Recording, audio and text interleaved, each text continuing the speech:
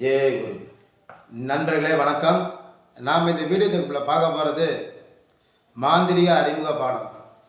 இந்த மாந்திரிக அறிமுக பாடத்தில் நாம் ஒரு 48 நாள் ஒரு சில பயிற்சிகளை செய்தால் நம் வாழ்வில் என்னென்ன மந்திரங்களை சித்தி பண்ணலாம், அது எப்படிலாம் நம்ம பயன்படுத்தலாங்கிறதான் நம்ம பார்க்க போகிறோம். இதில் மந்திரம்னா என்ன, மந்திரத்தை நம்ம எப்படி பயன்படுத்துறது, இதை தெரியாமல் பல பேர் இன்னமும் சித்தி ஆகாமல் ரொம்ப ஒரு தெளிவுனஸ் இல்லாமல் இருக்காங்க. இதுக்காக தான் இந்த பதிவு. மந்திரத்தை எப்படி சித்தி பண்ணணும். மந்திரங்கிறது மனிதனுங்கிற உடம்புக்கு பேர் எந்திரம். இந்த எந்திரத்தை ஓட்ட தெரியாது. அதாவது வண்டியை ஓட்ட தெரியுதுன்னு சொல்லுவாங்க இல்லையா, அந்த மாதிரி இந்த உடம்பை எப்படி ஏற்க வைக்கிறதுக்கு தான் இந்த மந்திர அதிர்வு. இந்த மந்திரத்தை நம்ம பயன்படுத்தணும். இந்த மந்திரம் எப்படின்னா, இந்த ஐம்புலங்கள்னு சொல்லுவாங்க இல்லையா, நீர், நெருப்பு, காற்று, ஆகாயம், இது எல்லாமே இந்த பஞ்சபூதங்கள் அனைத்துமே நமக்கு ஏதோ ஒரு எனர்ஜியில் நம்ம உடம்புக்கு வருது.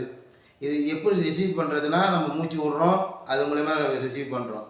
அந்த மாதிரி இந்த மனதை ஃபஸ்ட்டு அடக்கினாதான் இந்த மந்திரங்கள் ஜெயிக்கும். ஏன்னா இந்த மனிதனுக்குள் இருக்கிற இன்ஜின் எப்படி வேலை செய்யுதுன்னு நல்லா தெரிஞ்சுக்கோங்க. இந்த மனிதனுக்குள்ளே ஃபஸ்ட்டு எடுத்த உடனே நம்ம மாதிரியத்தில் தெரிஞ்சுக்கக்கூடியது, நாம் நல்லா இருக்கோமா. ஃபஸ்ட்டு நம்ம உடம்புல 72,000 நாடி நரம்பு இருக்குன்னு சொல்லுவாங்க. 114 சக்கராஸ் இருக்குன்னு சொல்லுவாங்க. இந்த 72 நாடி 114 சக்கராசும் என்ன வேலை செய்யுது, அது யாருக்கும் உள்முகமாக போய் பார்த்தா தெரியும். இதில் நமக்கு என்ன பலன் கிடைக்கும். இப்போ இந்த விஷயத்தெல்லாம் நம்ம பண்ணுறோம், இதனால் நமக்கு என்ன பலன், இதை இயக்க தெரிஞ்சுக்கிட்டா உனக்கு ஞானம்ங்கிற ஒளி உனக்கு தெரிய வந்துடும். உன்கிட்ட இருந்து யாருமே ஏமாற்ற முடியாது. ஃபர்ஸ்ட் ஆஃப் ஆல் தெளிவுங்கிற விஷயத்தில் கரெக்டாக இருப்பீங்க.